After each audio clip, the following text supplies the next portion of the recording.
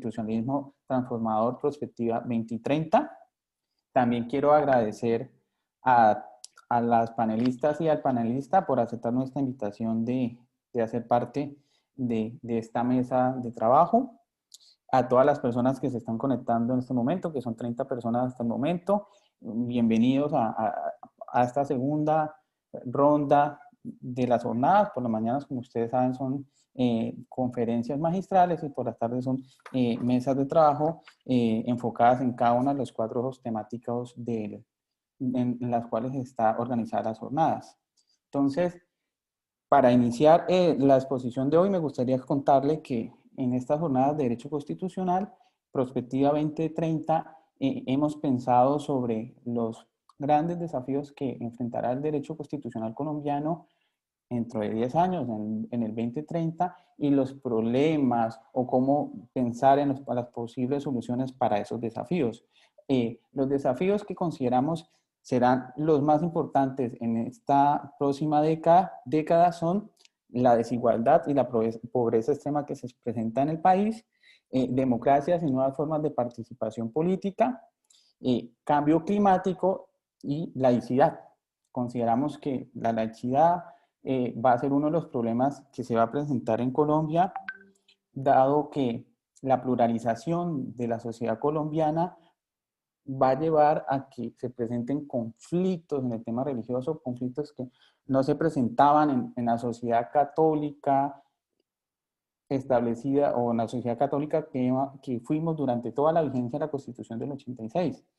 Con la Constitución del 91 se empieza a cobrar fuerza este fenómeno de pluralización, de surgimiento de nuevos grupos cristianos, lo que enriquece, pues lo enriquece porque vuelve a Colombia una sociedad más heterogénea, pero lo que también plantea desafíos, dado el marco católico, dado que nuestra regulación en derecho eclesiástico, las relaciones estaban pensadas sobre todo para una organización religiosa, para relacionarnos con la Iglesia Católica. En ese orden de ideas, además de dividir las jornadas en 4 ejes temáticos, el propósito es que cada uno sacar un libro con contribuciones de diferentes autores sobre cada uno de estos ejes temáticos. El eje de laicidad sacará en los próximos días un libro con diferentes contribuciones de diferentes autores sobre los desafíos de la laicidad. Este libro inicialmente estaba proyectado para publicarse conjuntamente con las jornadas. Sin embargo, dado los problemas que todos conocemos por la pandemia y la paralización de las actividades presenciales, hemos tenido algunos retrasos con la imprenta, dado que la imprenta estuvo parada algunos meses. En ese orden de ideas, muy probablemente el libro salga para la primera semana de diciembre. Sin embargo, lo que hemos querido es adelantar o adelantarnos a la publicación del libro y dar los resultados de esa investigación. El libro, igual que las jornadas, fue pensado en Prospectiva 2030 y en los grandes desafíos que se presentarían, que se presentan en Colombia, en torno a la laicidad. En ese orden de ideas, hemos identificado, consideramos que los problemas que se enfrentarán en torno a la laicidad son 4. Género, problemas de género, laicidad y desafíos con materia de género, laicidad y cultura, laicidad y problemas con la justicia, en el caso que todos deben estar pensando del juez de Cartagena que objetó conciencia para negarse a casar a una pareja del mismo sexo, y problemas en las aulas escolares, laicidad y problemas en las aulas escolares. Esta mesa de trabajo, que es la mesa de trabajo número 1 del eje de laicidad, justamente se enfoca en este desafío, los problemas y los conflictos que muy probablemente se presenten en las aulas escolares colombianas, dado la pluralización de nuestra sociedad. Cada uno de los autores ha escrito interesantes y rigurosos artículos sobre este tema, y la idea, como les acabé de señalar, es que aquí los presenten. Entonces, pasaré a presentar a nuestras 2 panelistas y a nuestro panelista, y Posteriormente, cada uno de ellos tendrá la palabra durante 15 minutos para exponer las ideas principales de su trabajo y posteriormente se abrirá una ronda de preguntas al público. Nuestra primera panelista e invitada frecuente, por fortuna, en las jornadas de Derecho Constitucional, en el Departamento de Derecho Constitucional, es Vanessa Monterrosa Valeta. Vanessa es abogada de la Universidad de Cartagena, especialista en Derechos Humanos en la Universidad Externado de Colombia. También hizo una segunda especialización en Gobernanza en la Universidad Autónoma y es doctora de la Universidad Autónoma de Madrid. Angélica, quien iniciará el panel. El panel es abogada de la Universidad Gran Colombia de Armenia, con una especialización en Derecho Público de esta casa de estudios y realizó un LLM y un doctorado en la Universidad de Regensburg en Alemania. Por último, el profesor Marcus Mier, que es profesor de esta casa de estudios, profesor del Departamento de Derecho Constitucional y doctor en Pedagogía de la Universidad de Goethe en Frankfurt, Alemania, terminará las intervenciones. Entonces, Angélica María, tienes el uso de la palabra. Muchas gracias por estar aquí. Bienvenida y esperamos contar contigo más frecuentemente. Muchísimas gracias. ¿Me están escuchando? Sí. Bueno, muchas gracias, Sergio. Muchas gracias también al profesor Marcos y a la profesora Vanessa. Siempre es muy chévere compartir como espacios con diferentes personas y sobre todo pues tan jóvenes y con temas como tan diversos, porque creo que aquí todos vamos a manejar posiciones muy diferentes. Bueno, el artículo que les voy a compartir hoy es un artículo que escribí en conjunto con un profesor del Departamento de Derecho Constitucional que no va a poder estar hoy acá. Entonces yo básicamente voy a intentar contarles del artículo más o menos siguiendo la estructura. Yo me alejé un poquito del tema en cómo se va a manejar en Colombia y cómo va a ser en 30 años. Me voy a hacer referencia a una única sentencia del Tribunal Constitucional alemán, por una razón sencilla, y es porque los primeros recursos que se conocieron fue en Regensburg de esta sentencia, y yo estudié en Regensburg, entonces digamos que tengo como el interés académico de lo que fue toda la crítica a la sentencia, pero además tengo como la vivencia, como la experiencia de cómo se vive el símbolo religioso en el Estado Libre de Baviera, que es como el Estado conservador, el Estado religioso, y el Estado que defiende ante todo su cimiento cultural y además histórico de lo que fue las guerras confesionales, y por qué es tan importante para el Estado y por qué es tan importante para Baviera que se conserve como ese nexo con el símbolo religioso. Entonces, básicamente les voy a hablar en una primera introducción muy cortita de por qué es importante la sentencia del crucifijo, por qué es importante entender ese origen del Estado a través de lo que fue el proceso de secularización. Después les voy a contar los hechos que dieron origen a la sentencia del crucifijo, y ahí vamos a entender por qué una sentencia de hace 25 años todavía es importante, porque pese a todo lo que se ha escrito de la sentencia, en este momento es todavía más importante referirnos otra vez al valor del símbolo. Y vamos a hablar también sobre la crítica que se le hizo. La crítica que a mí me interesa es la crítica en la estructura constitucional, es la crítica que se le hizo desde la interpretación, desde cómo tenemos que interpretar esos principios estructurales de un Estado y cómo es que los vamos a interpretar con respecto a derechos fundamentales. Y voy a terminar contándoles un poquito de lo que fue el legado de la sentencia, y pues aquí vamos a hablar un poquito de lo que puede ser o lo que puede estar afectando en 2030 en Alemania y cómo algunas cositas pueden servir para lo que vivimos nosotros acá. Entonces, en principio, es importante tener en cuenta algo, y es que Alemania como Estado constitucional vivió una relación con la religión muy diferente a lo que vivimos nosotros. Entonces, en Alemania, digamos que ha sido biconfesional. Históricamente tenemos esta guerra germánica que duró 30 años, que al final dio origen al Tratado de Westfalia, que es lo que conocemos más o menos todos como ese origen del concepto de Estado, de la primera vez que tiene un poder jurídico. Nosotros digamos que nuestra colonización no nos permitió vivir como toda esa división, esa reforma, esa contrarreforma. En esto ya creo que Sergio les puede dar como muchísimas más luces, no es mi campo de investigación, pero pues básicamente es para que tengamos en cuenta eso. Alemania ha sido biconfesional casi que desde su inicio, con apertura obviamente a otras religiones, pero ese concepto de esas dos religiones, de esa reforma y de esa contrarreforma que tanto tuvo que ver con el inicio del concepto de Estado, es importante para entender cómo ahora se ve esa libertad religiosa y por qué es que sigue siendo tan importante el vínculo con la religión. Entonces, primero, hay un artículo muy conocido de Rockenford donde él básicamente dice que el Estado libre secular es un Estado que vive de requisitos que él no es capaz ni siquiera de cumplir. Él en ese momento dice, miren, esta apertura esta estructuración del tema del Estado está acompañado históricamente de esa división de la autoridad de la religión. O sea, ese nivel espiritual, esa división, ese proceso de secularización es finalmente lo que permite que se entienda hoy como Estado. Les hablaba ahora de la paz de Westfalia, que entonces tuvo dos cosas importantes. La primera es esta noción de Estado con vinculación jurídica para los territorios, y la segunda es que se reconoció la libertad religiosa. No en la medida en la que la entendemos ahora, pero sí hubo por lo menos una regulación de cómo se iba a vivir la religión en los territorios alemanes. Yo creo que ahorita el profesor Marcos ahí puede contarles un poquito más, pero antes básicamente era, tienes derecho a pensar distinto, pero no puedes decirlo. Con esta regulación de la paz de Westfalia se permitió algo que era básicamente como el derecho de oración en familia, que permitía que varios núcleos familiares se reunieran, muchas veces con una supervisión de un clérigo externo, pero pues permitía por lo menos en principio esa reunión y esa oración en familia. Esa estructura que fue generada o que se fue generando con la separación de la tarea religiosa del Estado implica dos cosas importantes. Una es que esa autoridad estatal ya no va a venir de una cosa espiritual enorme que la va a sustentar, sino que esa cosa espiritual va a ser precisamente la limitación a esa autoridad.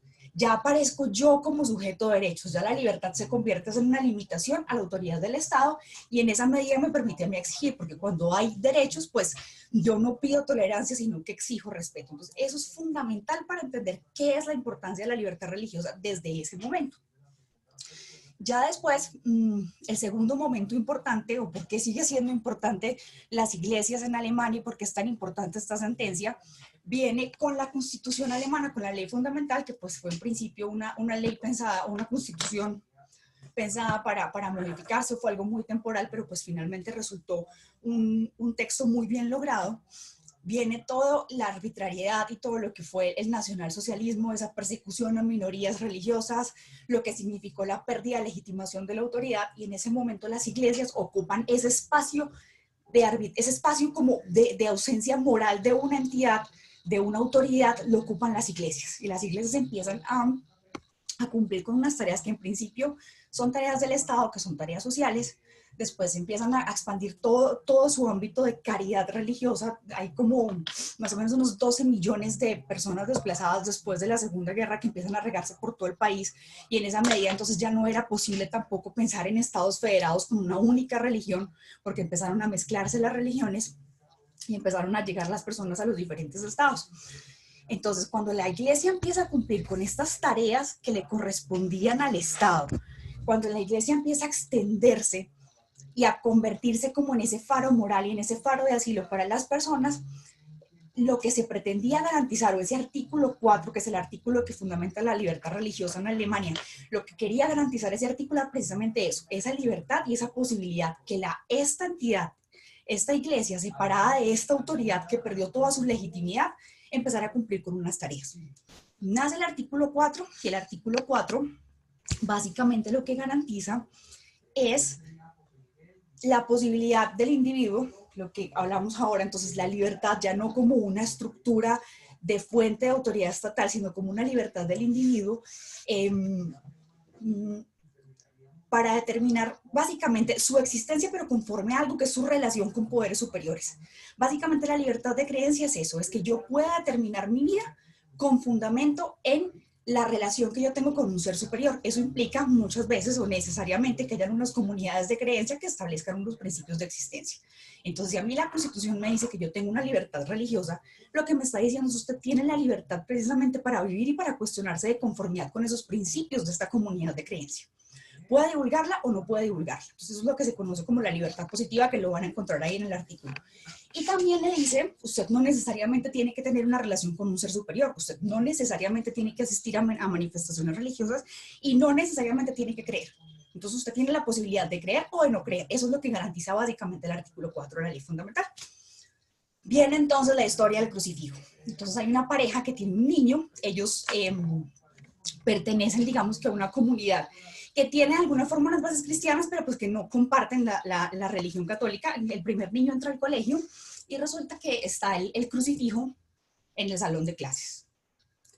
A la familia le parece que el crucifijo ejerce una presión innecesaria en el menor.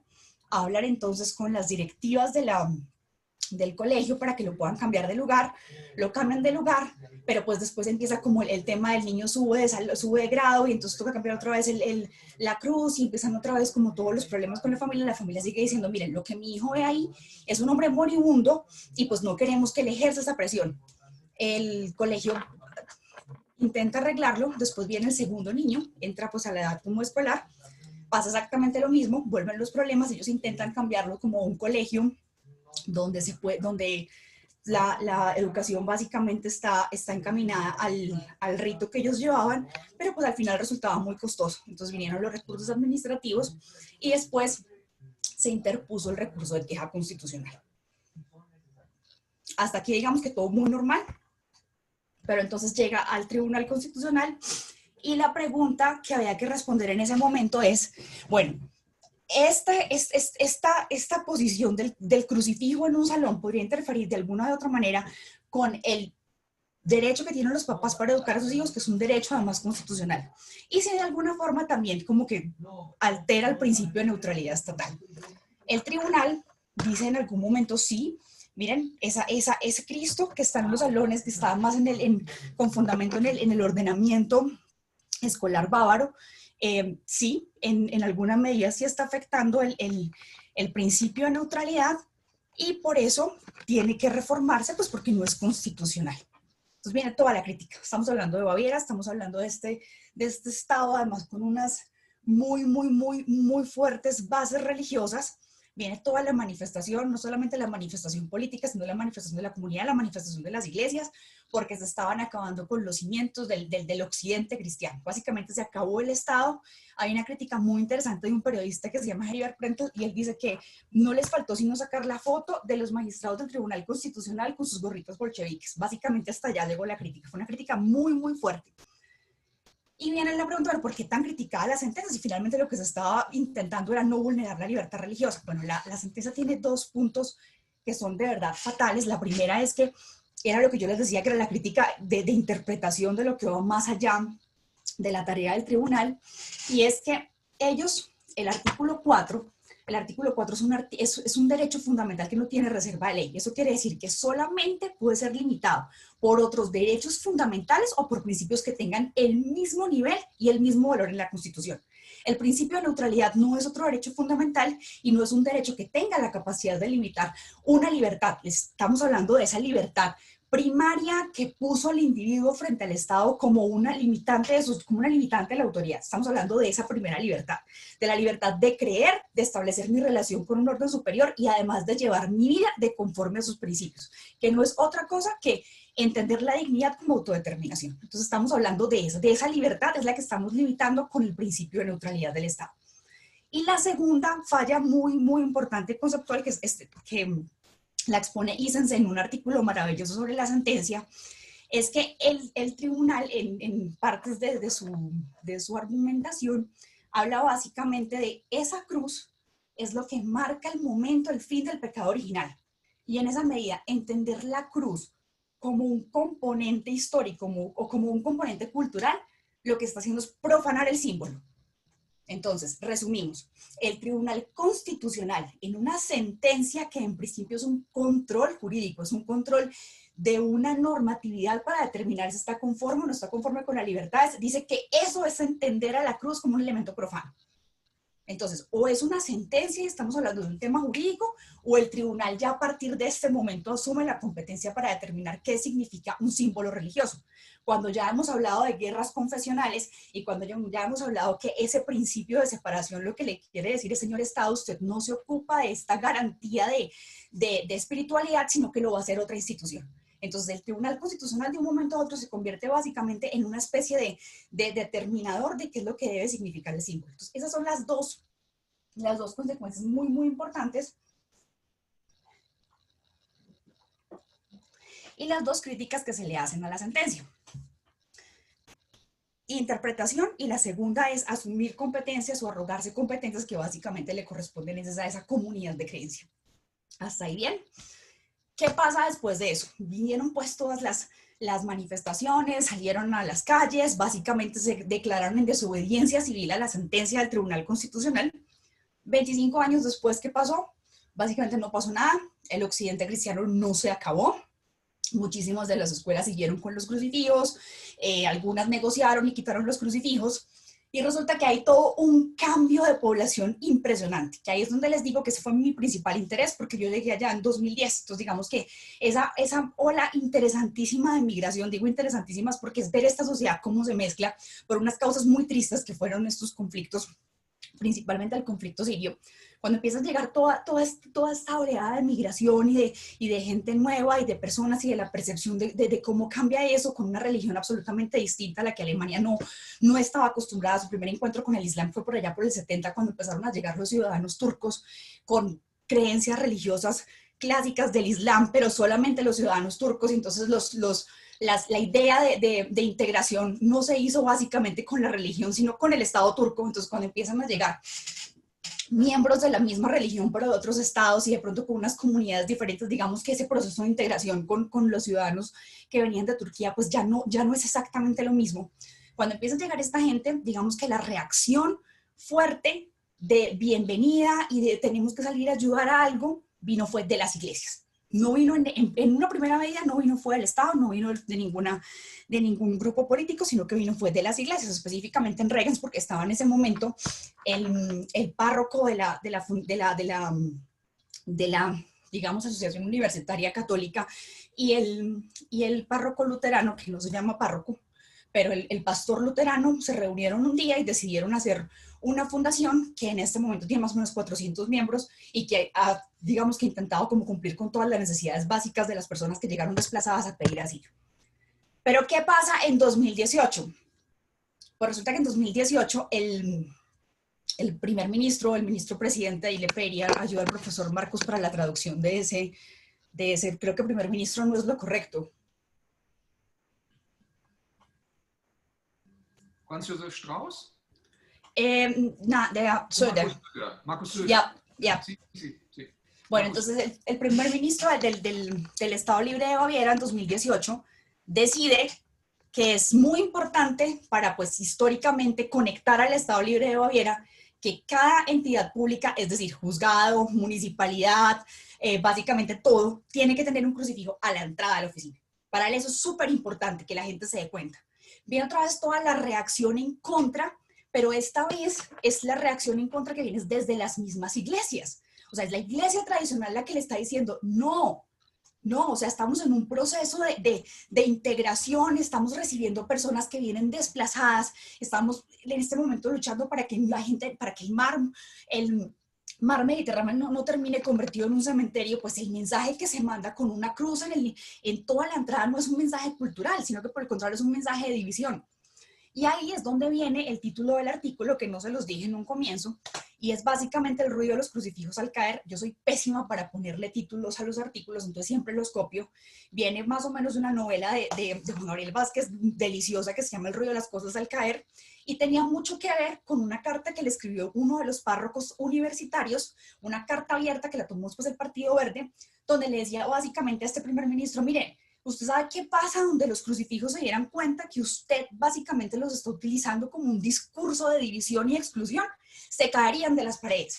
¿Por qué? Porque es que ese no es el sentimiento cristiano. Usted puede hablar básicamente de un enfoque cultural, pero usted no puede quitarle el significado que tiene que tener esa cruz, que es el significado de unidad. Eso nos corresponde a nosotros. Entonces, si a usted le interesa mostrar esos valores cristianos como fundamentos del Estado Libre de Baviera, usted lo que tiene que hacer es, primero, parar las expulsiones de ciudadanos afganos.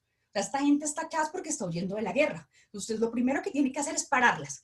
Y lo segundo que tiene que hacer es empezar a mirar cómo vamos a recibir a esta gente que se está muriendo literalmente en el mar Mediterráneo. O sea, es gente que, si muchos no están huyendo del conflicto, están huyendo de una situación económica súper compleja a la que la llevamos finalmente a nosotros. O sea, nosotros como países desarrollados, más o menos estos eran como los términos de la carta.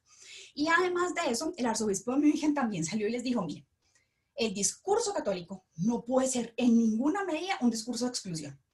No puede ser en ninguna medida un discurso nacionalista y no puede ser en ninguna medida un discurso de división. Entonces, el mismo crucifijo por el que antes estaban peleando porque no estaba en los salones, cuando los salones en última se representan es como ese lugar de aprendizaje, de entender cuáles son los conceptos del Estado, cuáles son las bases del Estado, no tienen esa pretensión de autoridad que si tiene, por ejemplo, un juzgado.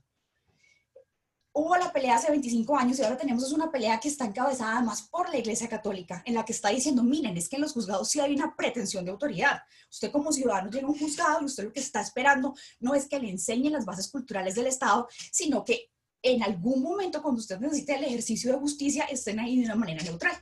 Entonces, esa misma sentencia de hace 25 años vuelve y se encuentra con los mismos problemas ahora. Entonces, ¿cuál es el problema real detrás de todo esto? Y por muy interesante que sea el tema de interpretación, el problema real que hay es el contenido del símbolo. Entonces, el contenido del símbolo, ¿quién lo va a determinar? ¿Lo va a determinar el Tribunal Constitucional? Bueno, todos diríamos, sí, maravilloso, porque todos nos imaginamos tribunales constitucionales llenos de gente súper liberal. Aquí en Colombia yo me imagino que nosotros siempre pensamos que el Tribunal Constitucional tiene 9 copias de Carlos Gaviria Díaz. No, así no funciona el tribunal. No tenemos 9 personas liberales pensando. Detrás de la norma solamente hay 2 objetivos, y es el objetivo del constituyente y de quien está fallando en ese momento la sentencia. Entonces, básicamente, cuando tenemos 9 personas que están decidiendo sobre una libertad, pues en ese caso estamos hablando estoy retomando el número colombiano, tenemos 9 formas diferentes de entender algo. Entonces, el problema de interpretación complejo ahí no era realmente el símbolo, no es realmente que esté la cruz o no, sino con fundamento en qué nosotros vamos a fallar.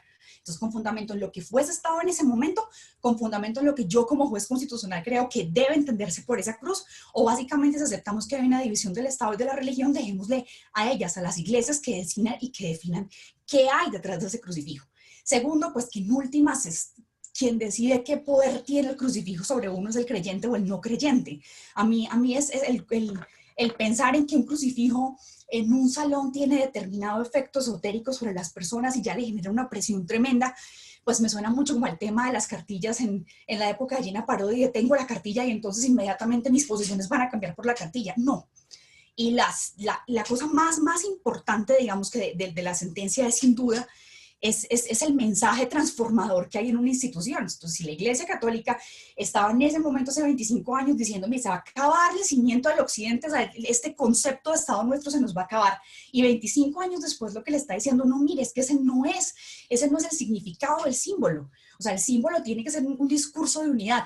Entonces, implica que las sociedades sí cambian, implica que esta institución que está llamada a asumir tareas de espiritualidad cambia, que se adapta y que puede adaptarse muchísimo mejor en algunos casos que la misma respuesta estatal. Entonces, básicamente ese es como el artículo. Al final nosotros presentamos 3 conclusiones y una de ellas tiene que ver es con lo que hablamos. O sea, estamos hablando de una competencia diferente. El Estado no tiene por qué entrar a definir lo que significa el símbolo. Lo segundo, el Estado sí tiene que definir cómo se forman esas instituciones, porque cuando yo asumo la tarea de espiritualidad y de guiar a las personas en la espiritualidad, pues también asumo otras tareas que se derivan precisamente de esa posibilidad de generarle a un individuo que viva dignamente de conformidad con los principios de la comunidad de creencia. Entonces viene una cantidad de tareas sociales. Yo estudié en Alemania con una beca, básicamente una beca católica, que es la beca de la Conferencia de Obispos Alemanes, porque pues básicamente eso implica el tener una comunidad de fe, implica que si tengo unas tareas con respecto a las sociedades, pues entonces también tengo unas tareas sociales. ¿Y de dónde sale la plata? Pues sale la plata de la tributación. ¿Por qué? Porque los católicos alemanes pagan un tributo. Entonces, básicamente tiene que ver con eso. O sea, las instituciones existen, tenemos que definir la forma en la que van a existir, pero además tenemos que regular la forma en la que van a prestar unos servicios que yo como Estado decidí ya no prestar más. Entonces, eso es súper importante. Y por último, digamos que la última conclusión es que la discusión básicamente sobre los símbolos es una discusión que estuvo vigente hace 25 años, que está vigente ahora porque estamos frente a un proceso de integración, porque estamos frente a una nueva religión, porque el Estado va a tener que acomodarse, y lo dijo en algún momento el presidente Wolf, que fue una presidencia bastante corta, dijo algo así como el Islam también pertenece a Alemania, y también se vino una lluvia muy fuerte de comentarios, porque es que eso no es cierto, eso no está, bueno, seguramente no pertenecía a ese primer concepto de Estado, pero la sociedad ha cambiado tanto que va a tener que irse acomodando, seguramente eso va a traer cambios constitucionales y una cantidad de cambios en la legislación y en las regulaciones que hay, pero además es que el cambio proviene precisamente de esa iglesia tradicional a la que se criticó tanto hace 25 años, es básicamente la que ahora está diciendo, miren, el discurso es un discurso de unidad. Entonces, el artículo que no parece muy adecuado a nuestra realidad sí quiere como dejar una invitación. La primera pues es que lo lean, que lo critiquen, porque pues hay muchas cosas para darle duro, pues porque obviamente hago una defensa del símbolo, hago una defensa de yo como creyente tengo que determinar cuál es esa finalidad o ese poder que va a tener sobre mí. Entonces claramente por eso pues en aras de la transparencia científica tengo que decir básicamente que pues mi beca viene en la Iglesia Católica. Eso me permitió tener contacto con las tareas sociales que tiene la iglesia en este Estado Libre de Baviera. Entonces, para que lo lean, para que lo critiquen. Y la segunda, que sí creo que podría ayudar en nuestro proceso aquí en Colombia, y es básicamente con que, miren, el discurso de la iglesia es un discurso de unidad, de solidaridad, de pacto social, de estamos como iglesia católica y como iglesia pues luterana, para ayudar a esos que lo necesitan en ese momento. Y es importante que no se dejen apropiar de ese discurso, que no lo dejen que se apropien grupos políticos para cambiarle todo el contexto y para cambiarle un significado. Entonces, cuando el discurso es de unidad, cuando el discurso es de paz, de convivencia pacífica y de solidaridad, un grupo político que defienda algo diferente y que utilice el símbolo religioso para defender algo Profesora, totalmente disculpe, contrario. Dime. le quedan 2 minutos, si Listo, puede ir perfecto. cerrando, discúlpeme. Entonces, muchas gracias. Entonces, básicamente es esto. La invitación es a que defiendan, el creyente que defienda los símbolos, que identifique básicamente qué apropiaciones se están haciendo contrarias a lo que se discute. Aquí tenemos personas maravillosas que pueden hablar del discurso. Tenemos a Francisco Rú en este momento en la Comisión de la Verdad, tenemos a Javier Giraldo y pues tenemos un papa que tiene un discurso abierto de defensa de los derechos laborales y de los derechos sociales. Entonces, básicamente es como acudir a la fuente de interpretación. Sergio, tenemos tiempo de poner el video, se demora 1 minuto. Vale, María Fernanda, por favor, ¿podrías ayudarme con el video? Y pues ahí hay un video como con las imágenes principales de lo que les iba a mostrar. Al comienzo van a encontrar la foto de la Catedral de Regensburg como en una contraposición al Tribunal Constitucional, y al final van a encontrar la foto de este primer ministro sosteniendo la cruz.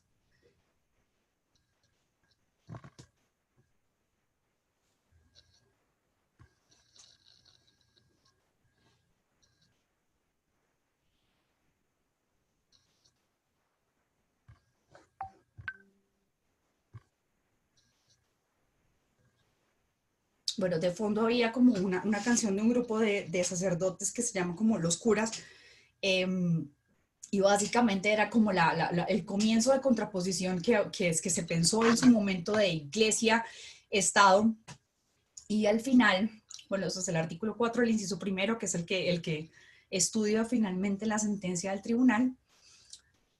El concepto básico, que es la posibilidad de autodeterminarse, eso no se puede olvidar.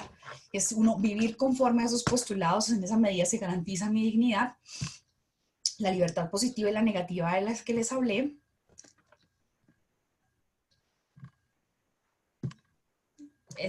Y finalmente esta es una manifestación del párroco universitario con Amnistía Internacional, cuando se estaba pidiendo que se diera como vía libre a la entrada de personas que estaban huyendo de la violencia, porque estaban huyendo era de las masacres, de violaciones de derechos humanos. No se trataba simplemente de un paseo. Entonces, básicamente, estos son los principios cristianos y no esto, no la cruz en el juzgado simplemente para establecer ustedes son diferentes a nosotros y este seguirá siendo como nuestro espacio. Entonces, básicamente es eso, y pues ojalá lo lean.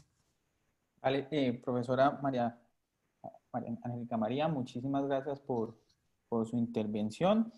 Antes, me gustaría hacer 2 precisiones, 2 cuñas publicitarias. La primera es que las preguntas las pueden formular por el chat de preguntas y respuestas. Se me olvidó señalarlo al comienzo. La segunda, varias personas han preguntado que dónde se puede consultar el artículo, los artículos que se están hablando aquí. Como lo indiqué al inicio de mi exposición, las 3 ponencias de aquí van a versar sobre unos artículos que van a ser publicados en un libro sobre laicidad, sobre el tomo de laicidad, sobre el eje de laicidad que realizaremos en las jornadas. La publicación de este libro se ha retrasado lamentablemente, dado las consecuencias de la pandemia. Sin embargo, consideramos que en diciembre este libro va a estar publicado, va a estar publicado a acceso abierto y disponibles a todos en la página web de la universidad. Cuando el libro sea publicado, les llegará a su correo a todas las personas que se registraron al evento la información al respecto. Acabadas estas cuñas publicitarias, profesora, la quiero felicitar por su intervención. Creo que que el título del artículo es un gran título, el ruido de los crucifijos al caer. Pienso todo lo contrario de usted, que es muy buena poniendo títulos sugestivos Porque para el lector. los copio, Sergio. Y por otra cosa, en su intervención pues, genera muchas dudas, muchas cuestiones que debemos plantearnos para pensar la laicidad en Colombia. Efectivamente, el problema, las tensiones y los desafíos del crucifijo en las aulas escolares, en las instituciones públicas, un problema que se presenta frecuente no solo en Alemania, sino en la mayoría de los estados europeos. Es un problema que todavía no nos hemos planteado en Colombia, en nuestras altas cortes, en la Corte Constitucional existe la presencia de un crucifijo, en las aulas escolares, en los colegios y escuelas públicas también existe, pero consideramos que con la pluralización de la sociedad colombiana es muy probable que aquí, como en Europa y en Estados Unidos, padres consideren que la presencia de estos símbolos religiosos pueden vulnerar la conciencia de sus hijos o el derecho que ellos tienen a educar a sus hijos conforme con sus creencias y convicciones. La respuesta de Alemania a mí siempre me ha llamado la atención porque es lo que la doctrina considera o llama un acomodo razonable. Si los padres lo solicitan, se podría retirar el crucifijo. Si no lo solicita, que el crucifijo permanezca. Esto genera problemas o desafíos si la laicidad se aplica solo cuando se solicita o si el Estado debe ser neutro en materia general. Para seguir preguntándonos, debatiendo sobre este tema, la segunda ponencia es de la profesora Vanessa Monterrosa, que también va a hablar del crucifijo caso europeo y también hará referencia a las principales tensiones que se presentan en Colombia. Entonces, profesora Vanessa, tiene el uso de la palabra por 15 minutos. Bienvenida de nuevo a esta casa, que ya es la suya. Espero seguir contando con ustedes, en muchos más eventos. Me alegra nuevamente coincidir con usted y bienvenida a su casa de nuevo. Buenas tardes a todos y todas. En primer lugar, un agradecimiento a la Universidad Externado de Colombia por siempre abrirme las puertas al Departamento de Derecho Constitucional, a mis compañeros de panel, Marcus Meyer, Angélica Arango, y por supuesto a nuestro moderador y mi amigo Sergio Fernández. Entonces, como les comentaba Sergio, las consideraciones que aquí hacemos tienen como base artículos que se escribieron para el libro de las jornadas de Derecho Constitucional de la Universidad Externado. El artículo que presenté se refiere a los símbolos religiosos en las instituciones educativas y es un estudio que realizo a partir del conflicto de derechos. Voy a dividir la intervención en tres partes. En una primera parte voy a referirme a unas cuestiones que he llamado previas que son necesarias para desarrollar el argumento principal de la intervención y es lo que tiene que ver con el concepto de derecho a la educación y el concepto de laicidad en Colombia. En la segunda parte, que será el punto central de esta presentación, vamos a tratar los conflictos de derechos que se originan en el ámbito educativo. Este estudio lo realizaremos intentando realizar un diálogo entre la jurisprudencia europea, que es donde estos conflictos se han presentado con mayor regularidad, y la jurisprudencia colombiana. Y finalmente, en la tercera parte, vamos a hacer unas consideraciones finales que buscan es establecer una serie de criterios que en mi concepto pueden ayudar a resolver estos conflictos de derechos que se originan en el ámbito educativo a raíz del uso de símbolos religiosos, con una perspectiva 2030. Entonces, empezando con la primera parte de la intervención, y es el concepto de derecho a la educación y el concepto de laicidad. En mi artículo parto de la base que la educación es un derecho complejo, es decir, un derecho que puede ser entendido en sentido estricto y en sentido amplio. En sentido estricto, el derecho a la educación es el derecho al acceso al sistema educativo, es decir, el contenido en esa fórmula, todos tienen derecho a la educación. Pero asociado a ese concepto estricto, derecho a la educación, hay un concepto amplio. Y este concepto amplio está conformado por una serie de derechos que se desenvuelven en el ámbito educativo. Por ejemplo, el derecho a fundar establecimientos educativos, o el derecho de los padres a escoger el tipo de educación religiosa para sus hijos, o la libertad de cátedra. La confluencia de estos derechos es lo que va a originar conflictos, porque al desenvolverse en un mismo ambiente es posible que ellos entren en conflicto en situaciones concretas. Y a pesar de que se considera que el derecho a la educación en sentido estricto es el eje central de todo el sistema educativo y del derecho a la educación en general, estos otros derechos también son objeto de protección. Y entonces esto va a ser muy importante para desarrollar la segunda parte de nuestro argumento. El segundo elemento que vemos como cuestión previa que debemos analizar es el concepto de su laicidad y su relación con el derecho a la educación.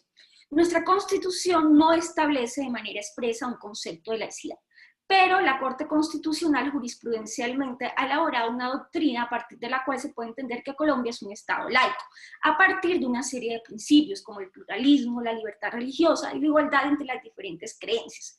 A su vez, en otras sentencias ha manifestado que la laicidad también puede entenderse a partir de una interpretación genealógica de la Constitución, es decir, el tránsito de una Constitución de 1886 completamente donde había una prevalencia del catolicismo, cristianismo, a una Constitución como la de 1991. Entonces, si bien es cierto, en Colombia se puede hablar de laicidad, la pregunta que nos genera y que posteriormente vamos a tener que desarrollar en la segunda parte de la intervención es ¿qué se entiende por laicidad en Colombia? El concepto de laicidad no es un concepto unívoco. A partir de la interpretación de las sentencias de la Corte Constitucional, puede entenderse que laicidad es equiparación o igualdad de derechos entre las diferentes confesiones religiosas.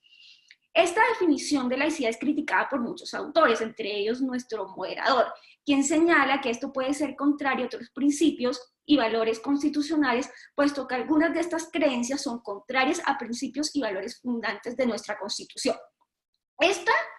Esta disyuntiva, a mi parecer, puede solucionarse a partir del entendimiento de la igualdad de derechos de todas estas confesiones, siempre y cuando no vulneren otros derechos o principios constitucionales. Es una idea bastante parecida al concepto de laicidad positiva o aconfesionalidad que se ha acuñado en la doctrina española, en donde se señala que laicidad implica no prohibición de manifestaciones religiosas en el ámbito público, sino que implica que cuando estas manifestaciones religiosas en el ámbito público vulneren derechos o principios, el Estado está en el deber de intervenir. Entonces, teniendo en cuenta estos dos conceptos, es decir, el concepto de laicidad que se maneja en Colombia y el concepto de derecho a la educación como concepto entendido en sentido amplio, vamos a pasar a la segunda parte de la intervención, que es el eje central de la presentación, y son los conflictos de derechos que se presentan en el ámbito educativo por el uso de símbolos religiosos. ¿Por qué es importante hablar de esto? Es importante porque el ámbito religioso el ámbito educativo es un ámbito donde lo religioso puede jugar un aspecto muy importante, teniendo en cuenta el papel de la educación en la construcción de la personalidad y también el fantasma del adoctrinamiento que está asociado muchas veces a los sistemas educativos. Entonces, por eso es importante hablar de este tema en materia educativa. Ahora, ¿qué entendemos por símbolo? Símbolo es diferente a signo, porque el símbolo lleva algo más allá, conlleva algo más que el signo, porque tiene un sentido invisible. Pongamos un par de ejemplos. La cruz puede ser como signo simplemente dos líneas que se atraviesan o se cortan perpendicularmente. Sin embargo, ese signo, si se lleva al concepto de símbolo, tiene una simbología completamente distinta, porque va a simbolizar la cruz, el crucifijo, el Hijo de Dios en la tierra, que es crucificado para salvar los pecados del hombre.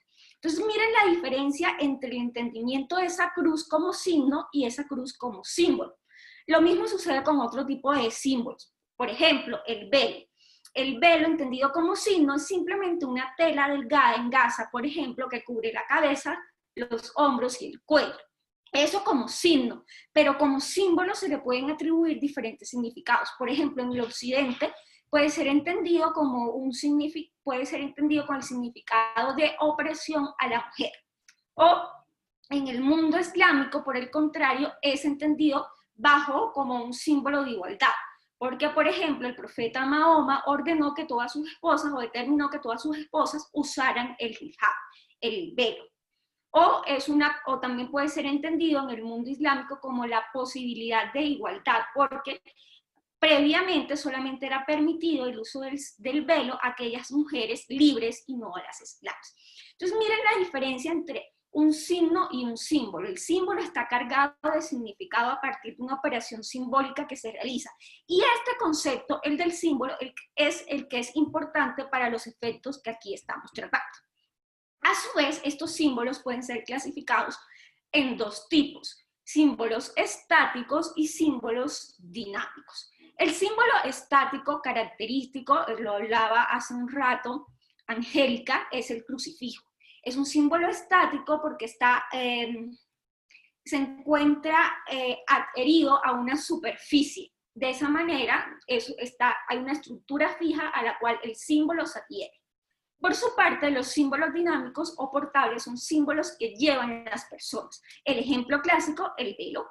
Puede ser también un kipa o también puede ser un crucifijo que se porta en el cuello o un rosario. Entonces, dependiendo de los tipos de símbolos estáticos o dinámicos, los conflictos pueden variar en el ámbito educativo. ¿Qué conflicto puede generar un crucifijo en un aula de clase? ¿Qué derechos pueden encontrarse en conflicto? Pues un crucifijo en un aula de clase, un símbolo estático clásico, puede afectar el derecho de los padres a escoger el tipo de educación religiosa para sus hijos, porque el símbolo de alguna manera está influenciando a sus hijos que están asistiendo al aula de clase. Puede afectar la misma libertad religiosa negativa de los estudiantes, o incluso puede afectar en el sentido contrario la orden de quitar un símbolo religioso en un aula educativa, puede afectar la libertad de fundar establecimientos educativos y la correlativa facultad de establecer un proyecto educativo institucional asociado a ese centro educativo. Entonces, en el artículo planteo que, dependiendo del tipo de símbolo, en este caso los símbolos estáticos, hay una serie de criterios que nos pueden servir a nosotros para dirimir los conflictos de estos derechos que se presentan. ¿Cuáles son estos criterios? El tipo de centro educativo, 1, y 2, el nivel educativo en el cual el símbolo se encuentre exhibido. En cuanto al primer criterio distintivo, es decir, el tipo de institución, es decir, si estamos frente a una institución pública o una institución privada. En el caso de instituciones privadas, hay un derecho que se encuentra en juego, que no se encuentra en juego en instituciones públicas, y es la facultad de los particulares de fundar establecimientos educativos, que a su vez lleva asociada la posibilidad de establecer un proyecto educativo institucional que a su vez puede estar ligado a una religión en particular. Entonces, en el caso de estas instituciones de tipo privado, al momento de realizar la ponderación de los derechos en conflicto, es importante tener en cuenta este tercer derecho que puede entrar en conflicto, es decir, la posibilidad de fundar establecimientos educativos. En ese sentido, una cosa en un centro educativo, sería la posibilidad de exhibir un símbolo religioso en la institución educativa, y otra, la exigencia a un estudiante de usar un determinado símbolo con el cual se asocia el centro. En estos casos, es decir, en el primero, en mi concepto, la atención de derechos podría verse resuelta a favor de la libertad de fundar establecimientos educativos, puesto que se trata de un símbolo externo al estudiante que es expuesto en el respectivo centro que fue fundado bajo unas creencias específicas. Cosa contraria es que se obliga al estudiante a utilizar determinados símbolos, porque ahí entrarían en conflicto otros derechos. Ahora, si en las instituciones privadas un elemento determinante es la libertad de fundar establecimientos educativos para resolver los conflictos, en las instituciones públicas hay otro principio que se debe tener en cuenta, y es el de neutralidad religiosa del Estado. Es decir, que en las instituciones públicas los conflictos no necesariamente se pueden resolver a favor del centro, porque hay un principio de neutralidad que también entra en juego en el conflicto de derechos. Ahora, ¿qué se entiende por neutralidad religiosa? Tampoco es un concepto unánime. De acuerdo a la interpretación que se hace sistemática de la jurisprudencia de la Corte Constitucional, puede entenderse que neutralidad religiosa en el caso colombiano está asociada más con la prohibición de identificación del Estado con una creencia en particular en detrimento de las otras. contrario a un entendimiento de neutralidad como el francés, que lo que prohíbe es la exhibición total de cualquier tipo de símbolos en espacios públicos. Entonces, teniendo en cuenta estos criterios, vamos a analizar cómo se podría resolver un conflicto de un crucifijo en un aula de clase. En el caso colombiano no hay ninguna sentencia que resuelva la situación de un crucifijo en un aula de clase, pero sí se han presentado antecedentes con relación al uso de crucifijos en espacios públicos. El caso clásico es el derecho de petición que se presenta ante la Corte Constitucional por la exhibición de un crucifijo en su sala plena. En este caso, la Corte Constitucional niega el derecho de petición alegando que el quitar el crucifijo puede implicar la violación del derecho de los funcionarios y magistrados que profesen la fe católica.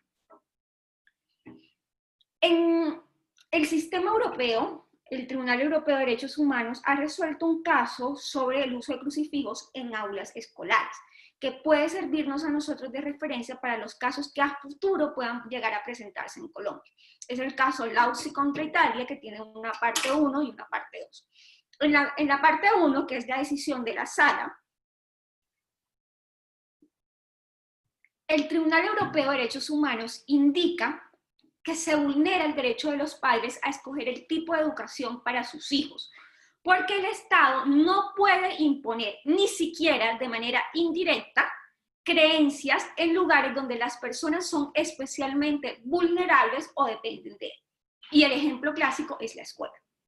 Sin embargo, en la decisión de la Gran Sala, Lauzi 2, se revoca la decisión de la Sala y se indica que ese crucifijo que fue ordenado, que se ordena su remoción, es un símbolo esencialmente pasivo de la cultura occidental y por tanto no implica una vulneración del derecho de los padres.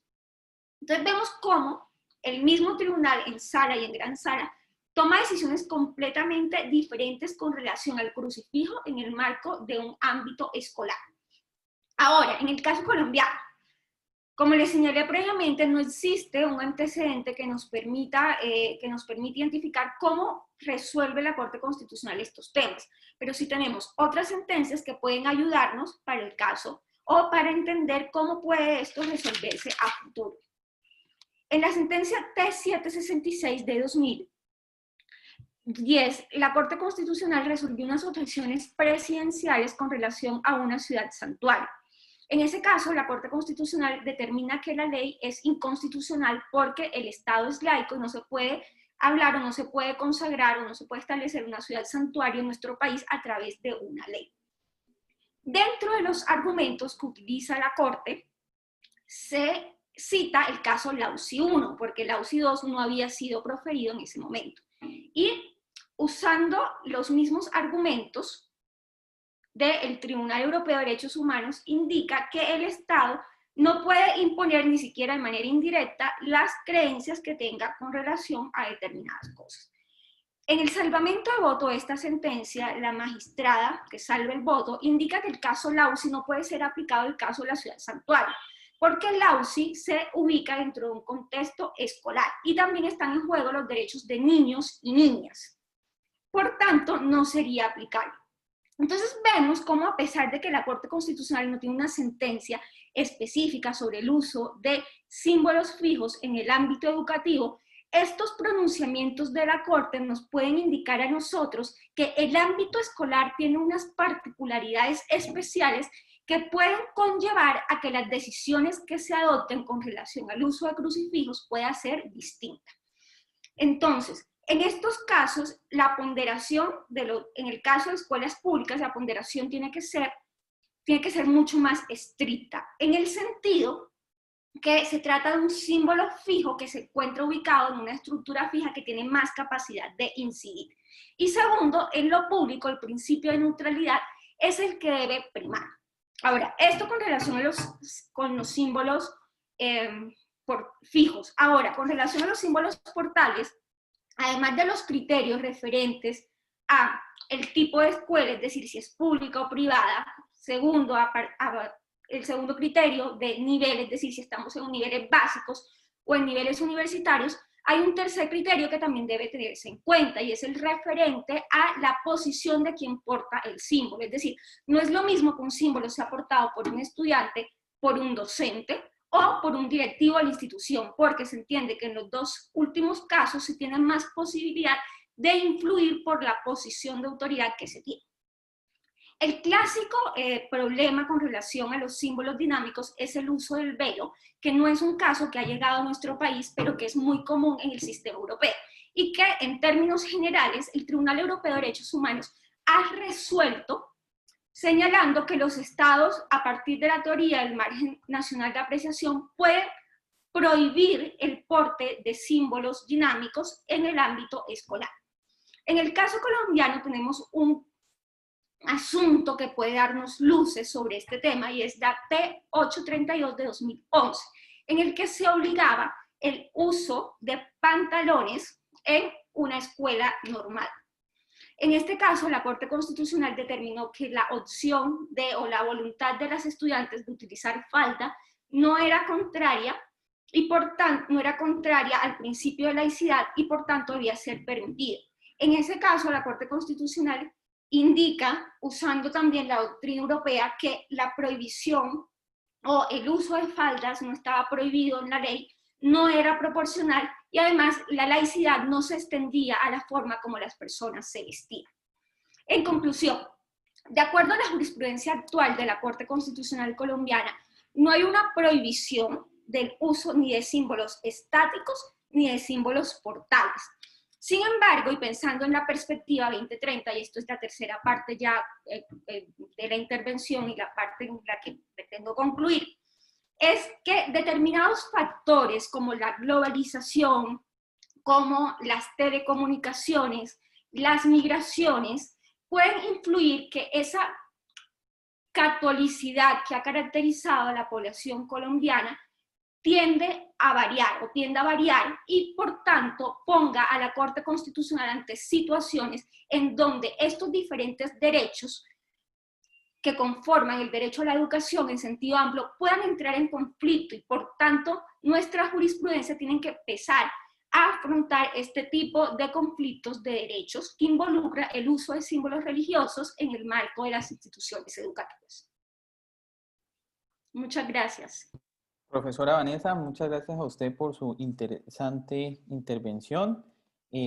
También me ha dejado muchas dudas, como usted lo señala. Las aulas escolares y el sistema educativo confluyen en una serie de derechos que en algunos casos pueden entrar en conflicto.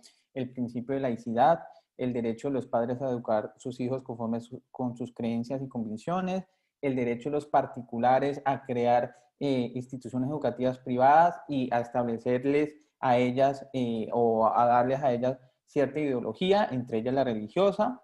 Todo esto son varios derechos que pueden entrar en juego y que eventualmente o muy posiblemente generarán conflictos en Colombia. Me ha llamado mucho la atención su propuesta sobre diferenciar entre el nivel educativo del estudiante y claramente tener en cuenta si es una institución educativa pública o privada, porque el principio de laicidad sobre todo se aplica para el Estado, no para los particulares. Entonces, tal vez en el ámbito privado no sea tan exigible el principio de laicidad.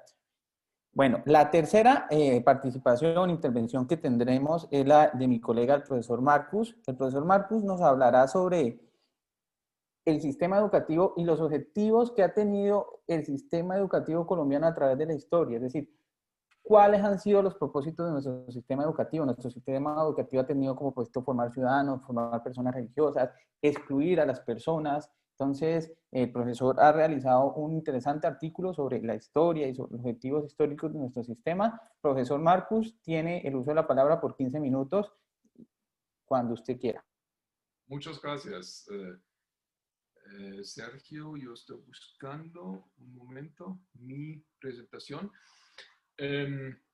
Pues muchas gracias a Sergio, a las colegas. Buenos días a los participantes.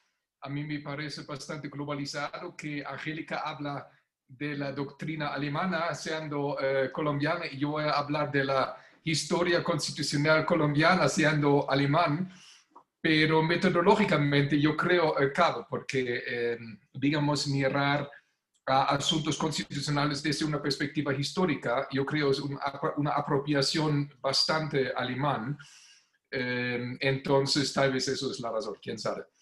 El título de mi presentación, ¿ustedes pueden ver mis slides, mis diapositivos? Ok, perfecto. Sí, Marcus. Es cuidar o guiar las almas. Lo que explica de qué se trata en la lucha por la supervisión de la educación como tema constitucional en el Colombia del siglo XIX, la República Joven. Al inicio, eso parece un tema bastante, digamos, marginal. Si un cura o un hombre o mujer secular enseña el ABC o uno por uno, parece un asunto no tan, digamos, grande que los otros asuntos constitucionales con que nosotros trabajamos todos los días. Pero es interesante que no era así. De hecho, la lucha por la supervisión de la educación era uno o tal vez el asunto más violento en el siglo XIX. Y eso es interesante porque, como he dicho, hoy en día lo consideramos más una cosa técnica, tal vez académica, técnica, psicológica, pedagógica, etc. Pero era muy ligado al pensamiento constitucional en estos días y eso tenía una razón. Voy a explicar en un minuto. ¿De qué hablaré? Voy a hablar sobre la situación educativa colonial, los raíces, la antropología educativa y política de la independencia y por qué tenía un rol decisivo en esta cosa. Voy a dar un poco una mirada a la Constitución conservadora de 1830, donde la educación es una variable de exclusión social, a la Constitución como externalista diciendo nuestra Constitución de Río Negro de 1836, que propone una libertad de educación, pero no siempre para la educación, y la Constitución vigente de 1991, donde la educación es un medio de inclusión social moderna.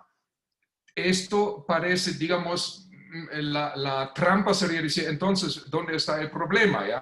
Reconstruir algo que está balanceado hoy en día, pero yo creo no es así, porque yo voy a echar un vistazo al Grundgesetz, a la Constitución alemana, y aludir un poco a las sombras del totalitarismo educativo y la necesidad de un balanceo de los poderes educativos también, ¿ya? Para evadir un cierto mesianismo educativo.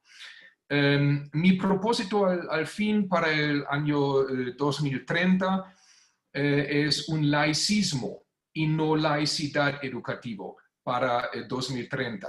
Voy a explicarlo. Laicismo es un concepto más americano, estadounidense, también alemán, y la laicidad es un concepto francés. Fondo histórico. ¿De qué voy a hablar? La conquista del territorio andino era desde su inicio un proyecto educativo, pedagógico. Enseñar el evangelio a los paganos. Y con esto terminó. Entonces, con esta misión cumplida, con la misión, la necesidad para algo más no surgió. También el fondo histórico es el abandono total de la población esclava negra. La educación era una posible amenaza de su estatus jurídico como cosa.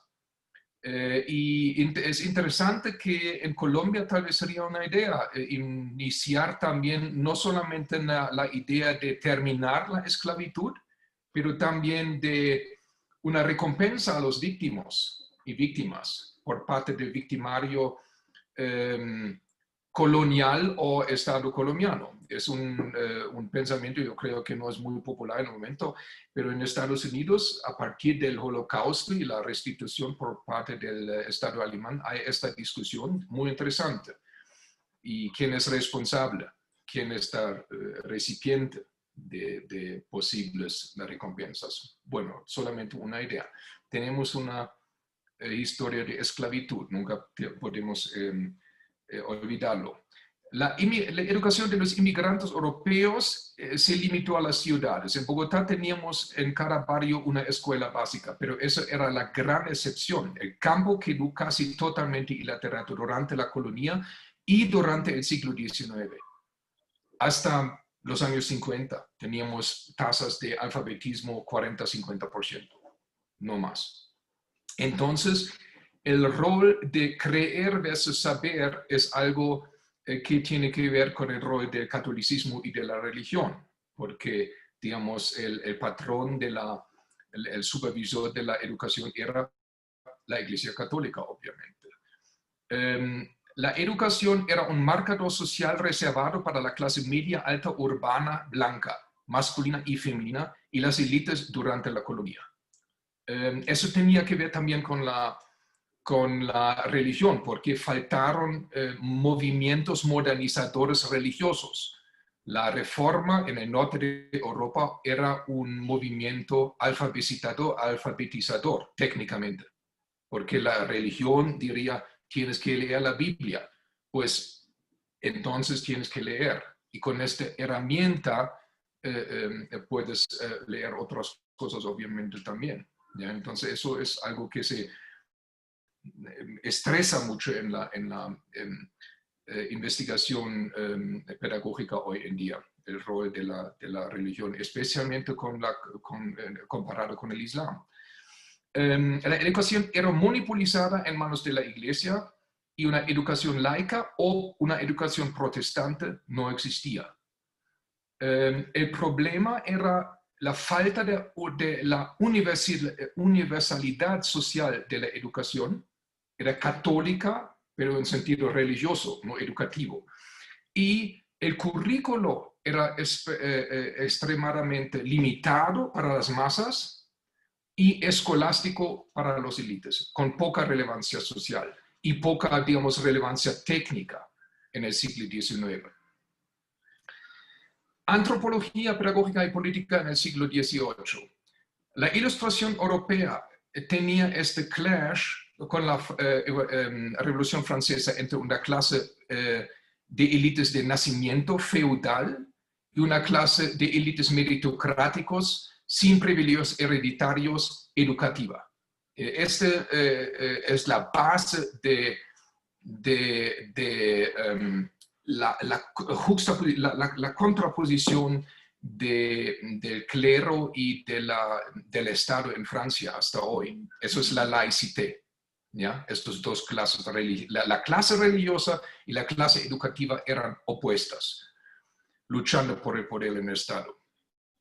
El impacto en el América del Sur de esta controversia no era tan grande, ¿verdad? Se superpone con los conflictos étnicos entre los españoles pura sangre, que no estaban especialmente anti-ilustrados, y los criollos colombianos, análogo de la clase pedagógica europea emergente, pero ambos estaban de acuerdo que para colonia se necesitó algún tipo de modernización educativa. Resultado, mejora del rol político-teórico de la educación en la colonia, pero también una polarización entre pura sangre y criollos. Y los pueblos indígenas, los afros, los campesinos, desde el principio no estaban incluidos en esta discusión. Diferente a Europa. ¿Ya? Eso es importante. No es un programa de educación popular, sino un programa para legitimar las reivindicaciones del poder político criolla contra la clase dirigente española. ¿Ya? La meta era heredar de los españoles, no redistribuir. El rol de la Iglesia, que era el monopolio de la educación, era después de la independencia algo paradójico. En un lado, perdió su protector secular, era indefensa y casi impotente, secularmente, pero paradójicamente era la única institución colonial que quedó como institución social funcionando. Por decirlo así, última ancla contra guerra civil y anarquía. Yo creo que tenemos que históricamente valorar este rol. Y este rol era, digamos, la énfasis de los conservadores, obviamente. Entonces, la educación en la República y su asunto constitucional. ¿Era la herencia colonial, era la religión una herencia colonial por ser superado y reemplazado con un modelo liberal más tipo estadounidense? ¿O era la religión católica una causa trascendental cuya protección había técnicamente pasado de las manos de la corona española a las manos de los republicanos? Esos pensaron los españoles y más enfocado en un modelo español continental. Eso se refleja en la Constitución de 1830. La educación acá es una variable de exclusión de los demás. Artículo 14 dice, para gozar de los derechos de ciudadano se debe, 3, saber leer y escribir, pero esta condición será obligatoria hasta el año 1840. Y cuarto, se debe tener una propiedad raíz. Entonces la topografía es bastante clara. Aseguramos que sí, los ciudadanos son ciudadanos educados, pero no es el deber del Estado de proveer educación. Al contrario, podemos con esta, digamos, postura ilustrada, podemos excluir a todos estos que no están literatos. No es nuestro deber educarlos. ¿Ya? Es una variable entonces de exclusión. Artículo 102. Para procurador propietario general de la nación se requiere ser letrado, que goce de buen concepto público. Es decir, tiene que ser alguien de nosotros, uno de nosotros. Entonces, este entendimiento de la educación como exclusión es opuesto a nuestro entendimiento de la educación como inclusión hoy, por una escolarización masificada, universidades estatales, becas, etcétera, etcétera. Pero es una postura que siempre hay que tener en mente en esto. Nuestra Constitución de Río Negro, la educación como variable de liberación, pero ¿de qué y de quién? Eso sabemos que es extremadamente liberal y dice en el artículo 15, la libertad de dar o recibir la instrucción que a bien tengan en los establecimientos que no sean costeados con fondos públicos.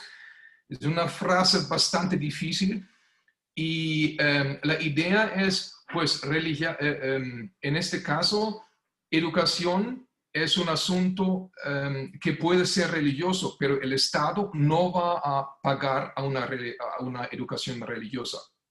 Entonces, eso era una carta de guerra, carta de batalla, como dijo un colega, a los conservadores, obviamente.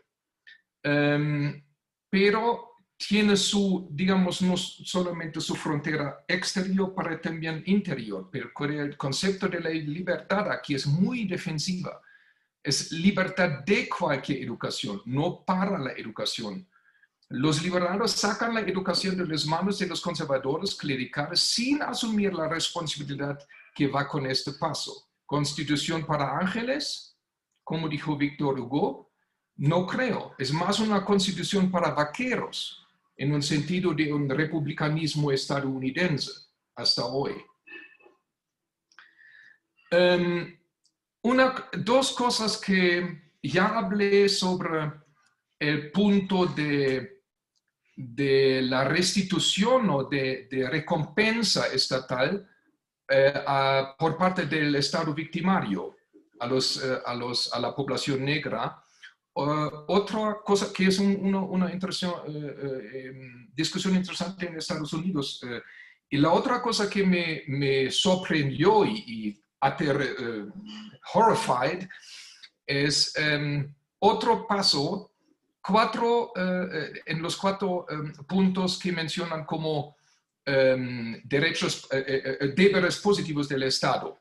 Dice, primero, el fomento de la instrucción pública, sin especificar, y punto separado, último punto, la civilización de los indígenas.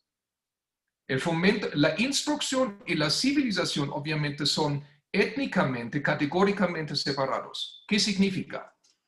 En artículo 78 dice, serán regidos por una ley especial los territorios pocos poblados y usurpados por tribus indígenas, que el Estado o los estados a que pertenezcan, usurpados por indígenas y pertenezcan al Estado, consientan encender al gobierno con el objeto de fomentar colonizaciones y realizar mejoras materiales. ¿Para quién? ¿Para los indígenas? Mi interpretación es, Río Negro proclama un individualismo desenfrenado, claramente inspirado en el expansionismo estadounidense del mismo tiempo, final de la Guerra Civil en Estados Unidos. Es más Texas que París, más una constitución para vaqueros que para ángeles. También a mí se surge el argumento de Robert Alexy, de Richtigkeitsargument. ¿Es posible que una constitución en sí sea errónea por falta de lógica, por mentira, porque obviamente los territorios pertenecían a los indígenas y el Estado quería ocuparles? Yo creo que históricamente no podemos dudar sobre esto. Entonces surge la posible pregunta dogmática de la verdad de una constitución. Aquí por la invasión histórica de usurpación y posesión. ¿Afecta su vigencia? ¿Quién decide? ¿El historiador? Entonces, la civilización y la construcción, separarlo así, ya muestra que la libertad de educación es un concepto sin materializado, sin contenido, que puede ser bastante complicado. Vamos a la Constitución de 1991, vigente. La educación aquí se entiende como una tarea estatal y homogeneizador social, empíricamente un sistema educativo tripartita, estatal, clerical y privado, por razones históricas, como ya hemos escuchado. Históricamente, la secularización de la educación colombiana ganó. Entonces podemos decir hoy en día como balance, los liberales tenían razón.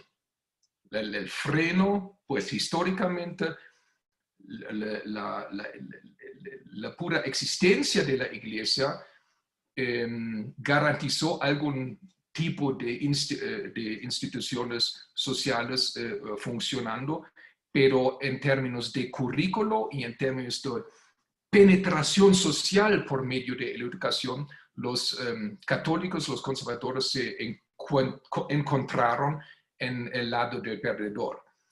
No lograron la modernización educativa necesaria para el progreso y la modernización del país. Globalización, nuevos productos, café, tabaco, trenes, etcétera, etcétera. Teníamos que importar capital humano para hacer todo esto. No podemos generarlo nosotros mismos por falta de instituciones educativas.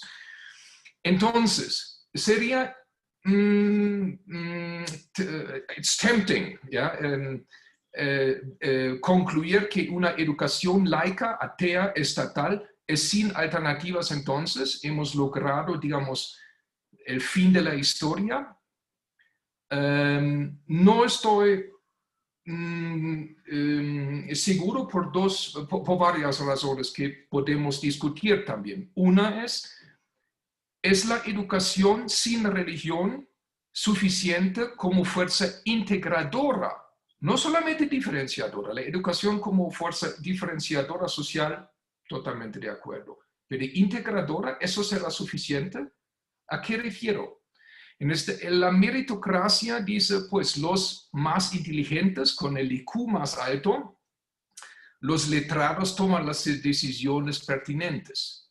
Bien, entonces eso es antifeudal y meritocrático. Pero eso es integradora. Siempre habrá perdedores, siempre tendremos gente mediocre, siempre tendremos gente tonta, perdón la expresión. ¿Qué hacemos con ellos? Eso es un gran problema en Estados Unidos porque se mezcla también en Estados Unidos con aspectos étnicos, asiáticos, europeos, afros, judíos, etc. Entonces, eso sería un punto que podríamos discutir. El otro punto sería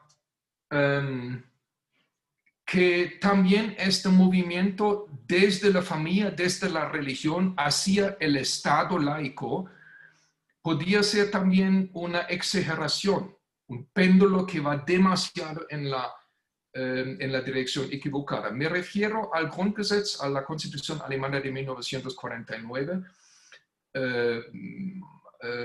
y el artículo 6, relativamente temprano, dice: el cuidado y la educación de los hijos son el derecho natural. El derecho natural, una figura no muy común en la Constitución, la única vez que se menciona, de hecho, de los padres, y el deber de les incumbe prioritariamente a ellos. La comunidad estatal, entre paréntesis, solamente velará por su cumplimiento. Entonces, esto nos podría parecer, digamos, algo premoderno, este énfasis en los padres, pero no lo es. De hecho, es postmoderno. Ya termino.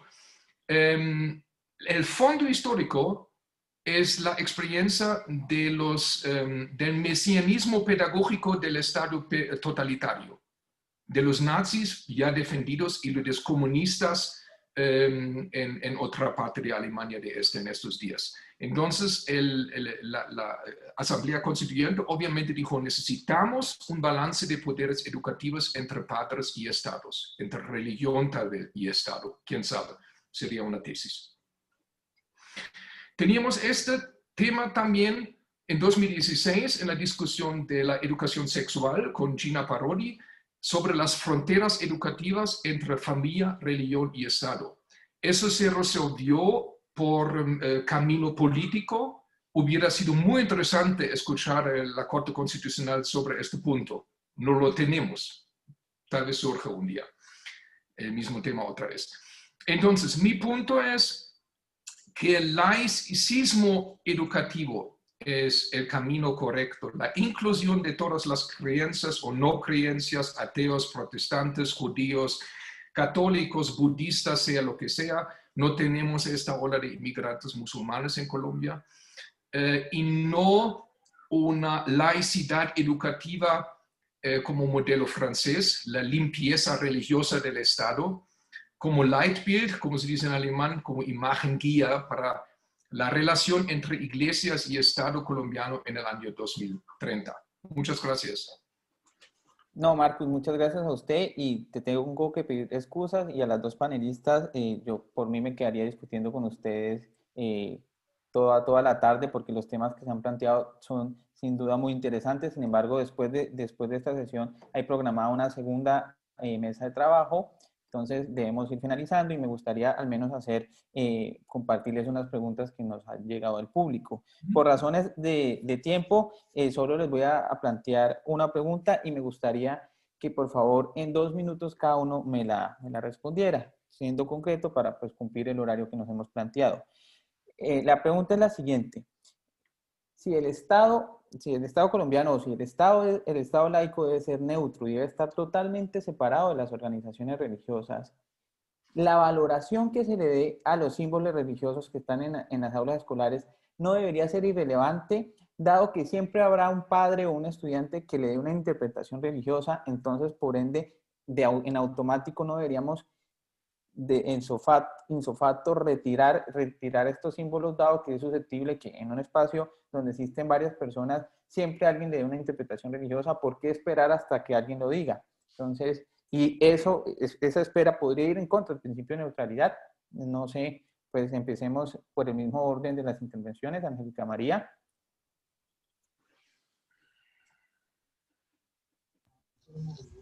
La pregunta es en contexto colombiano, ¿cierto? ¿O hablo sobre el contexto que expliqué? Como quieras. Bueno, porque en el caso alemán es claro. Yo creo que ahorita con la exposición del profesor Maya nos dimos cuenta, hay un principio de obligatoriedad de educación religiosa por el contexto histórico, por cómo nació el Estado y cuál es el papel de las iglesias. Entonces, por eso es que allá es muchísimo más importante lo que puede ser acá.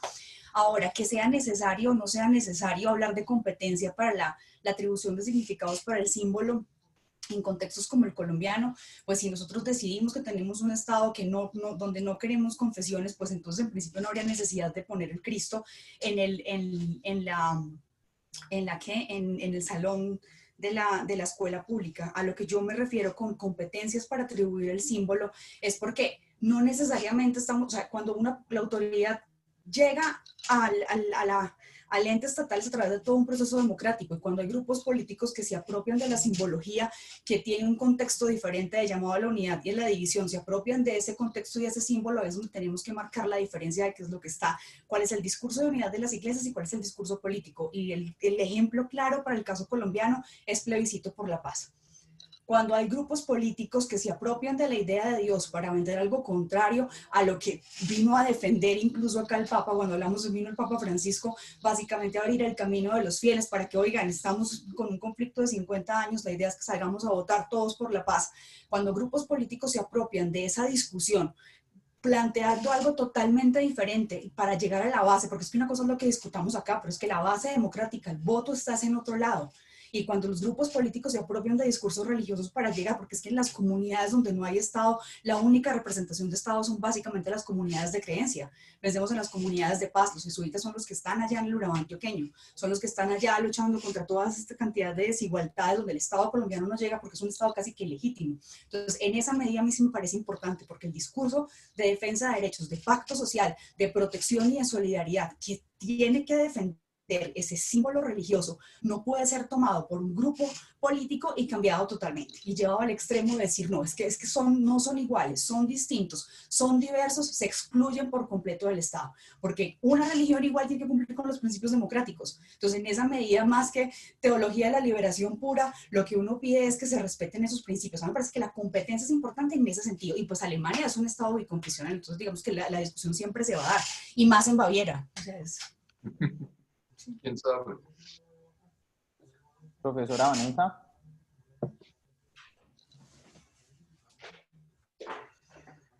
Profesora Vanessa, active por favor el micrófono. Perdón.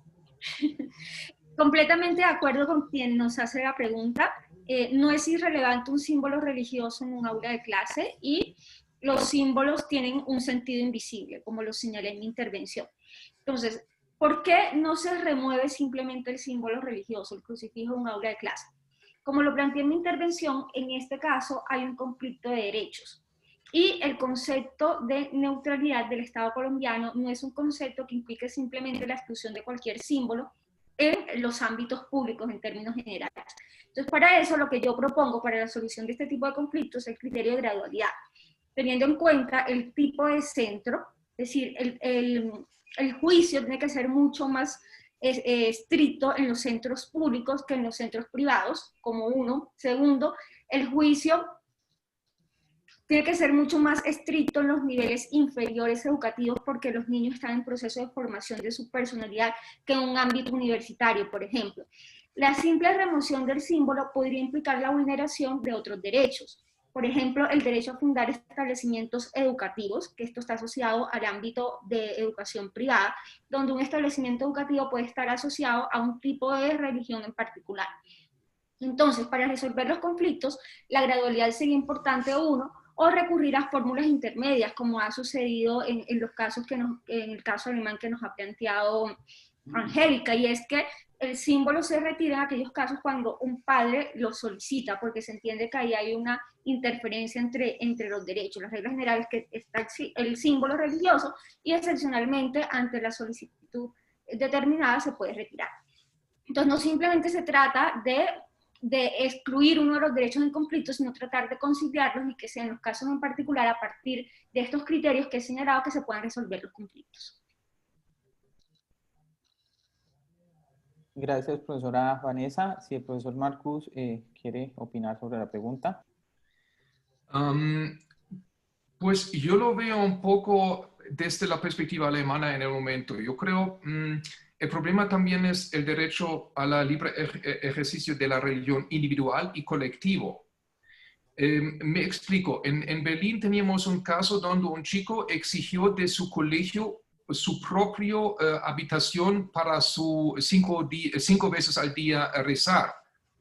Corte dijo que sí, tiene derecho a esto. Al mismo tiempo, no podemos poner un crucifixo, aunque tal vez en Bavaria 95% depende de la región, en Regensburg definitivamente están de acuerdo con esto. Mi punto en esto no es solamente la marginalización de la mayoría por pensamientos, digamos, de algún tipo de limpieza, narrativos de evolución desde la religión hasta la racionalidad y todo esto. Yo creo no es esto, aunque en Colombia esto todavía juega un poco, estas teleologías históricas hegelianas juegan un papel. El problema en Alemania es otro. El Corán, y que en Berlín constituyen 50, 70, 80% de los estudiantes jóvenes ya. El Corán no conoce una separación entre Corán y Constitución. El Corán es la Constitución. Y muchos te dirán, nosotros vivimos en este país entre infieles y disfrutamos, gozamos esos derechos y todas estas cosas dogmáticas sobre símbolos y signos, etc. Perdón, no es, pero me entiendas, Vanessa, son gente simple. La gente, ¿verdad? Son gente simples y lo perciben como, pues nosotros tenemos todos los derechos a la libertad religiosa, pero los cristianos no. Eso es entiendo, todos estos tienen que tener sus raíces también en la convivencia actual y futuro. Entonces, yo tengo 2 hijas que tal vez van a vivir en Alemania un día.